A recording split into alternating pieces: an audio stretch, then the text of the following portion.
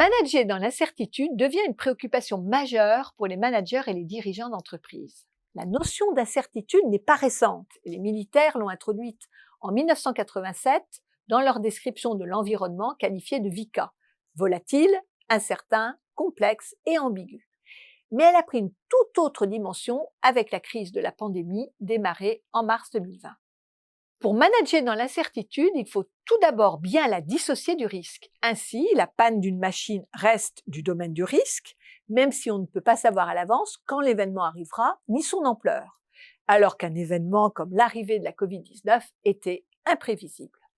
Le risque relève de calculs de probabilité. Il y a des secteurs d'activité qui sont fondés sur l'analyse du risque, comme l'assurance par exemple. L'incertain, par définition, peut surgir n'importe quand, de n'importe où. On se retrouve alors face à l'inconnu. Mais il faut se dire qu'il est rare que cet inconnu le soit complètement. Pour avancer et reprendre la main, il est alors important de repérer ce qui peut être considéré comme complètement inconnu ou seulement partiellement. Toute l'action va consister à classer les variables de la situation en 4 catégories. Les connus, c'est simple, nous savons, nous connaissons, mais elles sont rares dans l'incertain.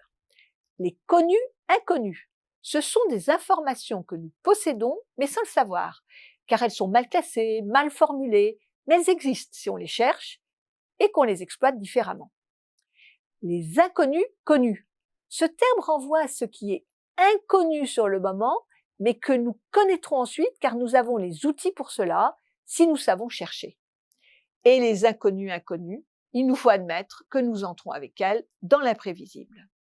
Le premier enjeu est de prendre conscience de ce que nous ne connaissons pas et de ramener peu à peu l'inconnu vers du connu, en quelque sorte de réduire le territoire de l'inconnu, de commencer à identifier quelques repères et de mettre en route un processus qui s'enrichira au fur et à mesure.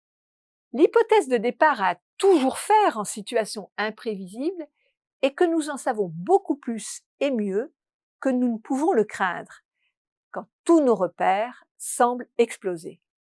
C'est ce qui ressortait de la célèbre interview de Donald Rumsfeld quand les journalistes l'ont interrogé à propos de l'existence d'armes de destruction massive sur le territoire irakien, quelques semaines avant la guerre contre l'Irak.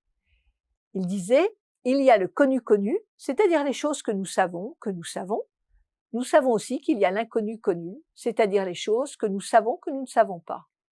Mais il y a aussi l'inconnu, c'est-à-dire les choses que nous ne savons pas, que nous ne savons pas. » L'histoire a montré que si l'analyse était très pertinente, elle n'a pas été suivie d'une mise en œuvre rigoureuse.